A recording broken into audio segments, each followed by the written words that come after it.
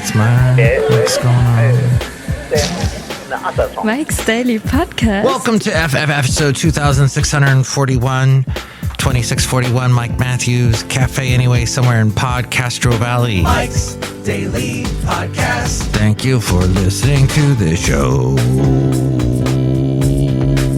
Did you know Mike does those low tones? Sometimes he can laugh, he can whine, he can sometimes be divine. And then if you listen to this podcast a lot, your mind will be full of information and be smart and strong. And Mike's Daily Podcast. if you're listening to this show on July 19th, which is very possible, it's Mike's National Daily Hot Dog Day. Podcast. But isn't every day National Hot Dog Yeah. Day? Hey, everybody, it's National Hot Dog Day. Or it could be American Hot Dog Day or just the Hot Dog Day. I don't know. Cafe, I don't know. Cafe anyway. But it is Global Hug Your Kids Day. If you have kids, you should definitely hug them. It's very important. I remember hugs with my grandma, mom, everybody in my family, and it brings back a warm smile. There were no creepy hugs, thankfully. Unfortunately, that's a thing with some, but yes, it was good hugs all around. Hugs. I've read studies that said that hugs relieve a certain amount of tension inside you that cause you to, your blood pressure goes down. Well, blood pressure is going up lately because of the heat. It's really bad in Phoenix. You've probably been hearing about that. Like, it cools off in the evening. It's still in the hundreds. Or was I thinking of Death Valley? Death Valley, I think. In the evening, it's cooling down to over 100, like 110. But yes, that's expected in Death Valley. And here's today's podcast picture. What a great place to have Burning Man. The podcast picture today, I will tell you in a moment. It'll probably be from my wonderful week off last week. I got to do so many fun things. And I did mention in the last podcast that I discovered that in the Bay Area, it is becoming more and more of a thing just because everything is more expensive for a lot of the restaurants, that they're now charging you for using your credit card. The late great Basil the Boxer, he would have enjoyed here in these post-COVID days that they allow you to sit outside of a restaurant. There are all these patios that popped up during COVID, because there was no way for restaurants to stay in business. They needed to create these spaces outside to eat because you couldn't eat inside.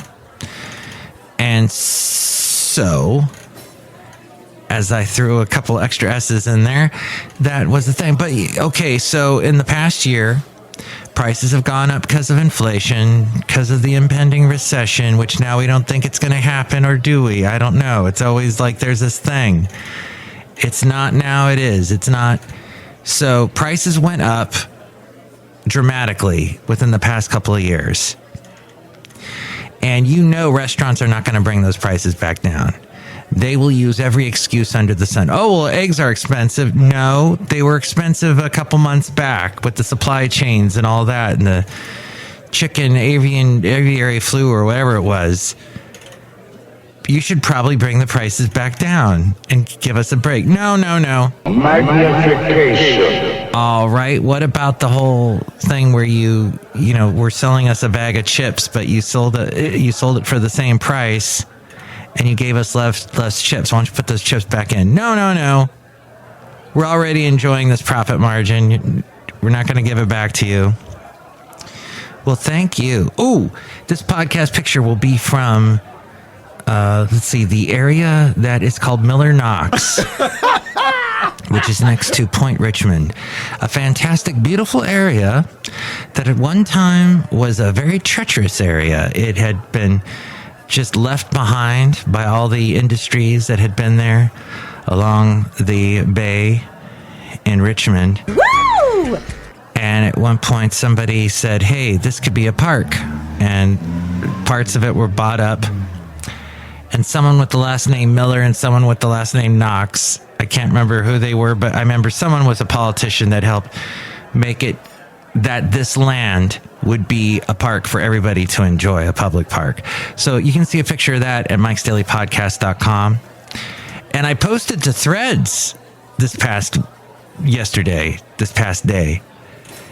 And dang, You will travel into the incredible universe. a couple people responded.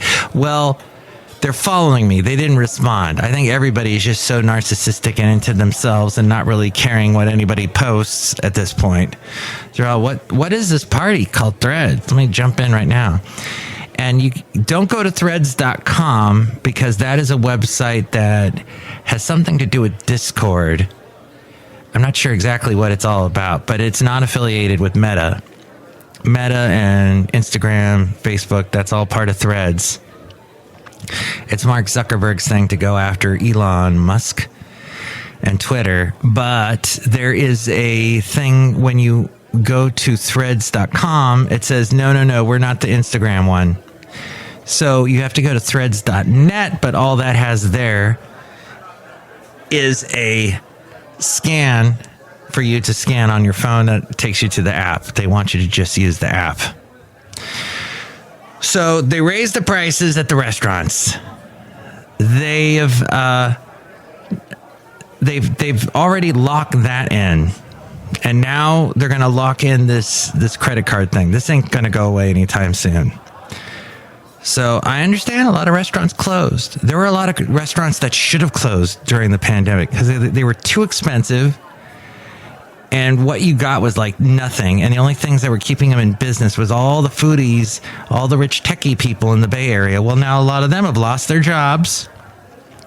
So the dynamic is in flux, as it probably is. And that's why the word is dynamic, because it's dynamic. As we go outside a cafe anyway, where we bring you Mike's Daily Podcast. Somewhere in Podcastro Valley, the last place on earth, all the profundity here today. Anyway. Is in abundity. In abundance. Kombucha! The wonderful cat known as Rocky was just here. And I played a cat sound effect that I already had, a canned one from way back. I think I pulled it off of YouTube. I'm not going to play it for you now because it's annoying. But I played it for him, and he suddenly jumped and was like looking all over the place for the cat. It was funny and cruel, and I'll never do it again. But be kind to your cats and dogs. So it's hard to beat the heat even with easy access to air conditioning, icy drinks, and refreshing swimming pools, and it can be just as hard for dogs and cats on these sweltering days. To help pet owners keep their pets cool despite the rising temperatures, here are some tips that were offered by Best Friends Animal Society, a leading animal welfare organization working to end the killing of cats and dogs in America's shelters by the year 2025. Here. Good luck, guys. A fine article.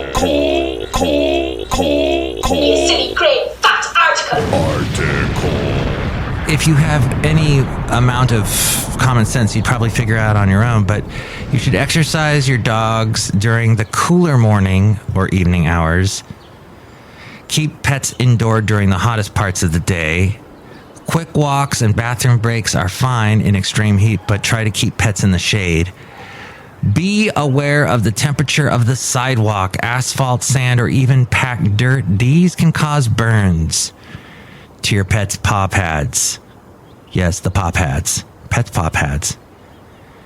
If pets do spend time outside during the day, ensure that they have access to shade at all hours of the day.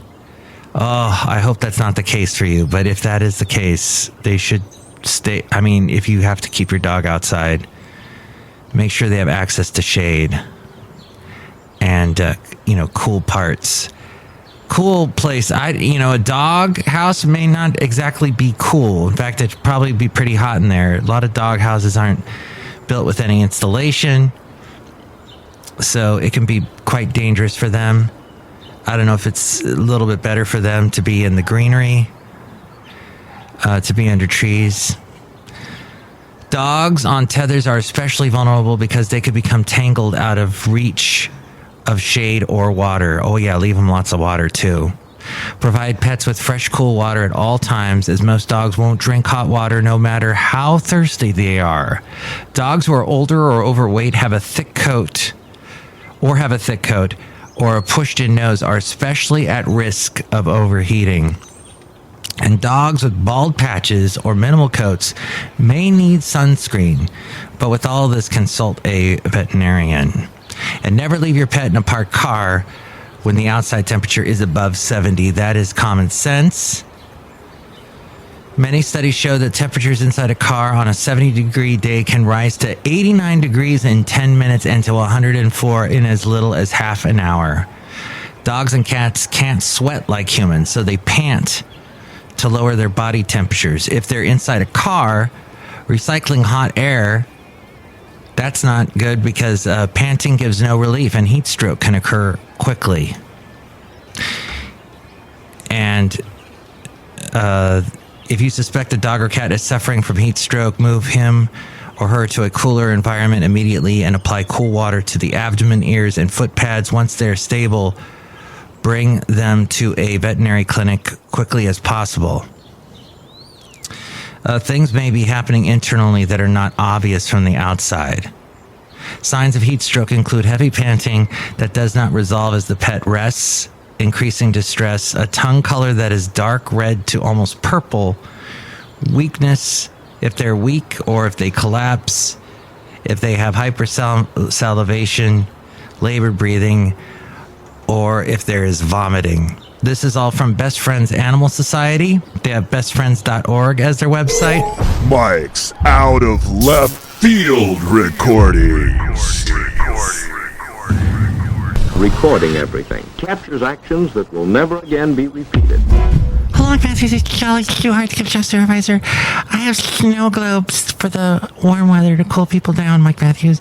And they're made out of actual snow. Oh, yeah, that's great. I like that. That feels nice on my neck. It's cooling down my neck. Mike Matthews, why do you say it like that? Say it like what?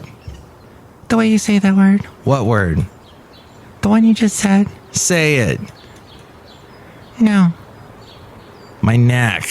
This is not in any way ridiculously silly. Okay, look who else is here. Oh, Mike, this is Floyd the Floorman. And this is John Deere, the engineer. I'm sorry your cat got scared.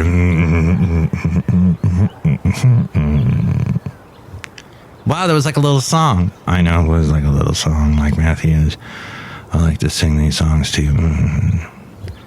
Well, speaking of songs, TikTok is testing its own version of the Spotify Viral 50 or the Billboard 100 after they have helped several songs top the charts. The top 3 tracks are Get Off the Wall by Philly Goats, a 24-second sped-up version of the song Collide, and I'm not sure which one. Is that the old Huey... What was his name? Howie song. Howie Day. You and I collide. No, maybe not. And the Young Nudie song Peaches and Eggplants featuring 21 Savage. It's the most important thing that's happened in the music industry in a long time. And as someone who has been a huge part of, well, keeping his eyes on the music industry anyway, not really being in the music industry or in the ministry of music, but still, I enjoy music as I look at my over 2,000 CD wall outside a cafe anyway. Why do I have it out here in the heat? That's bad for these CDs. But I guess they're in their little eco-unfriendly cases of plastic. The Fascinating Material Project. This little report I got from Rob Black. I produce his podcast, Rob Black and Your Money, The Rob Black Show. San Francisco is fighting guerrilla war against robo-taxis. Oh, yes. This is fascinating. I've been wanting to talk about this for weeks. I keep forgetting to talk about this. So you can disable a robo-taxi by putting an orange traffic cone on its hood. That, I think, is the funniest thing I have ever heard. It is like killing what killed all the aliens that were destroying the earth was the common cold. Or, something simple. So, water, if you throw water on the evil witch, she melts. So you just put a traffic cone on its hood, and apparently Waymo and Cruise robo-taxis stop. They're disabled. A group of activists called Safe Street Rebel in San Francisco are using the tactic to protest driverless taxis taking over their city streets. Apparently, they drive really slow, and they're annoying. The group has been giving instructions on social media to encourage others to do the same. The anti-robotic robo-taxi vigilantism comes ahead of a major hearing that could allow Cruise and Waymo, both robo-taxi services in SF, to expand their operations to a level comparable to Uber's and Lyft's. I didn't find out the result of that. That actually happened earlier this month. But frustrated people in San Francisco say they didn't sign up to be guinea pigs in big tech's experiment. See all you people outside of the Bay Area and in other parts of the country. Even we find big tech annoying, and we're in the Bay Area. We're the reason for big tech. A few problematic situations. A swarm of them stopped moving at an intersection last summer, and it blocked traffic for hours, these robo-taxis. Malfunctioning robo-taxis have blocked first responders from getting where they need to go, so lives are being threatened. Elected officials are in Waymo's and Cruise's corner, however, so the robotaxi expansion is expected to pass at the hearing later this week. I need to find out. Whoa. Mike's Amusement Park. Ay. Oh, speaking of Cruz, as in Ted Cruz, he may actually have a viable threat to his position in Texas as senator. There's somebody who's getting some steam. I forget his name, a Democrat, who now Beto O'Rourke apparently did pretty well last time. Oh, it got postponed, the vote, it says here.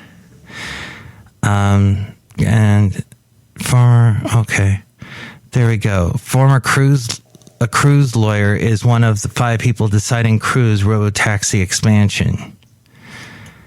And so I guess at this point, and now it goes into Tom Cruise stories and Mission Impossible 7, of course. Yes, and then we got Barbie coming out this weekend. I can't believe.